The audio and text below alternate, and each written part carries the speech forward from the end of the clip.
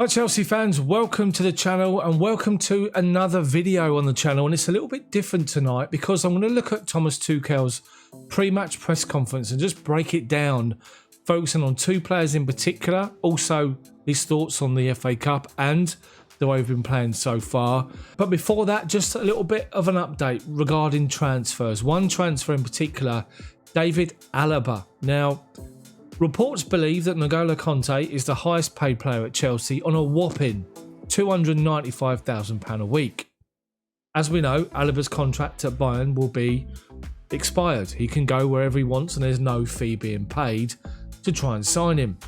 In that instance, it's been reported he wants some money. He wants big money to sign a massive contract which is going to take him towards the end of his career. The money that he wants is being bandied about as 25% more than Ngolo Kante. Break that down, you're looking at over £350,000 a week. I can't see it happening. Chelsea have said no, that's not going to happen. And it looks as though he'll now sign for Real Madrid because that's pretty much where we all believe he's going to end up anyway.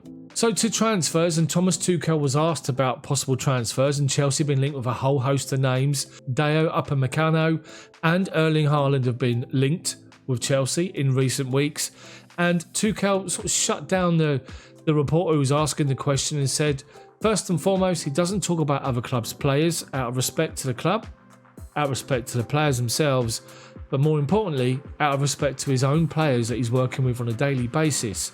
So he shut down the reports and the stories and will not be talking about other players at other clubs. So you're not going to get anything out of Thomas Tuchel or Chelsea until the summer. So the speculation will continue, but there'll be nothing confirmed until it actually happens. So to tomorrow, Barnsley away, FA Cup, Championship side Barnsley, potential banana skin, all those neutrals out there.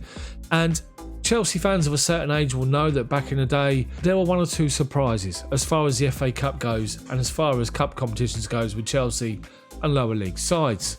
We'll leave that exactly where it was in the past. To this game and to the FA Cup in general, and Thomas Tuchel was asked about the FA Cup and obviously the fact that he knew about the FA Cup and playing at Wembley from growing up, and basically said they'll be playing the game to win, they'll be treating the opposition with respect, but they're looking to play with the same level of intensity, the same attitude. Basically, no let up from Chelsea at all, but there will be changes to the team, which was interesting to hear. And he did say that the changes will be made for players that deserve to play based on them performing well in training, but just been not overlooked, but just not selected because of the way that the managers decided to go with things in the games that he's looked after so far. And he spoke of two players in particular, and it was interesting to hear. First, Hakim Ziyech, second, Ngolo Kante. He's pretty much confirmed that both will start tomorrow, and when he's talking about there will be changes, you can imagine the likes of Kepa coming in, you can imagine the likes of Kurt Zouma maybe being given a chance. He's not featured so far. Ngolo Kante we know is going to start. You're probably going to start Jorginho next to him with Kovacic rested.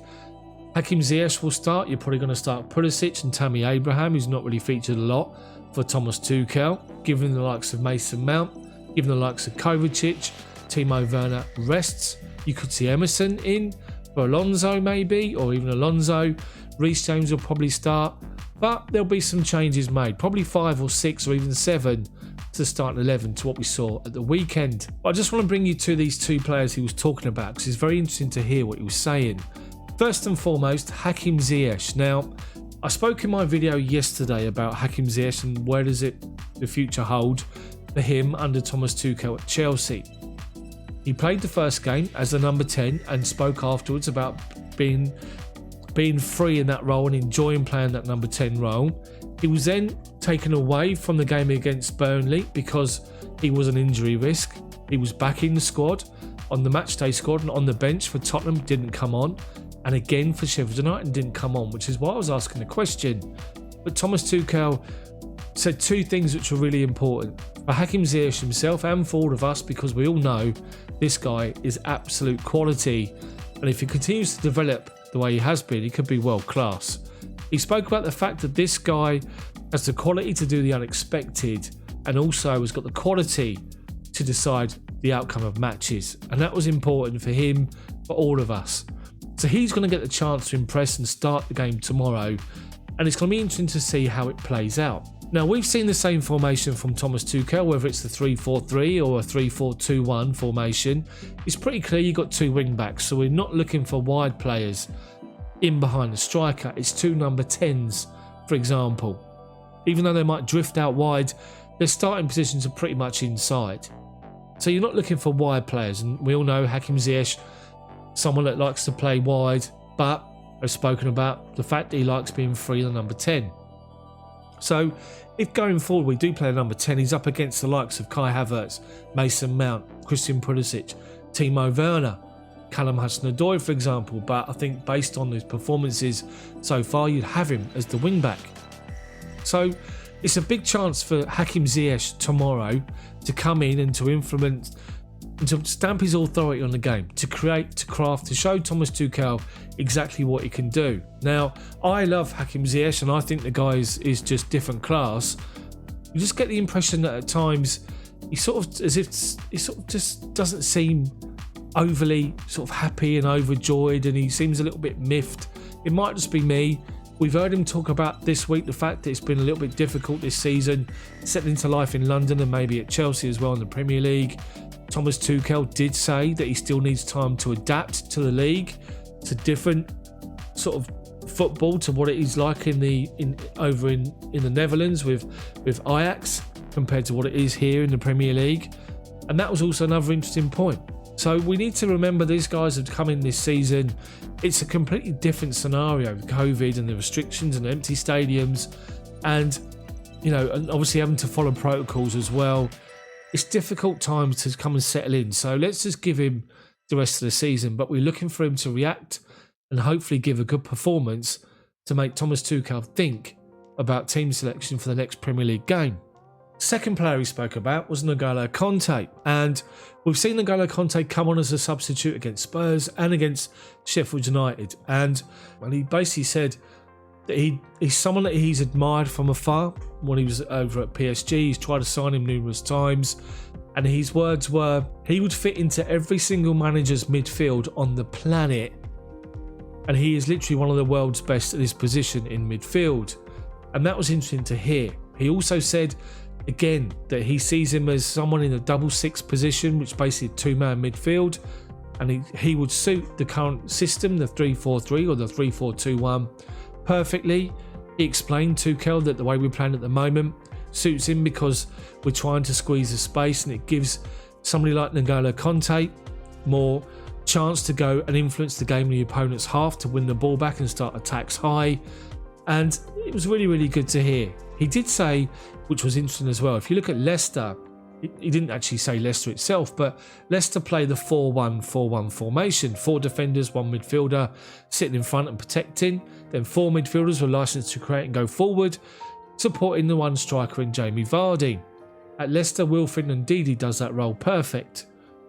Thomas Tuchel said, and I quote, if you play Ngolo Kante in that position, in that formation, you're clipping his wings. And I thought that was key, and that was a really good point to make, with a lot of people saying that he should be playing just in front of a back 4, maybe in a 3-man midfield, but he sees him as a much more dynamic midfielder, influencing games in both halves. And that's also another key point for me, because if you think about Ngolo Kante being one of the world's best midfielders, and Thomas Tuchel has been raving about him and even said that he had the high expectations from him before he come to the club, and if anything, seeing him in training now, he's reached those expectations and gone above and beyond those. So you have to imagine that when he's fit and firing, he's going to be playing week in, week out. What happens next to him? Will it be Jorginho? Will it be Mateo Kovacic? And it gets to my point about influencing the game in both halves. And for me, it have to be Kovacic. So Ngolo Kante will also start tomorrow. So we know that Hakim Ziyech and Ngolo Kante will start. Both of them haven't featured much for Thomas Tuchel, and it's a big chance for both of them to stake their claim.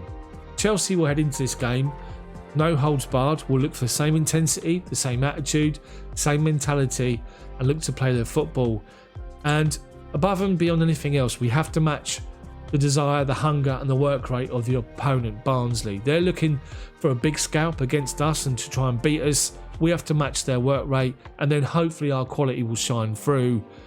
But the game's there to be won. As soon as you cross that white line, you must deliver, and hopefully Chelsea do. I predict Chelsea should win. Fingers crossed. No disrespect to Barnsley. 3, maybe 4 if we play at our full capacity tomorrow and go through to the next round, which should be a good game to play and then build up to Newcastle back in the Premier League on Monday night. There won't be any live commentary from me tomorrow for the FA Cup, but I will be back for Newcastle, the next Premier League game, next Monday night, live commentary back here on the channel. So guys, that's it from me for this video. What did you think of the video? Post your comments in the comment section below. Also comment about anything discussed, especially Hakim Ziyech and Ngolo Kante. Let me know what you think. Drop a like on the video for me. Then subscribe to the channel if you haven't done so already. But make sure you hit the bell for notifications so you don't miss when my videos come out. Thank you so much for watching. Enjoy your Wednesday evening. See you guys tomorrow.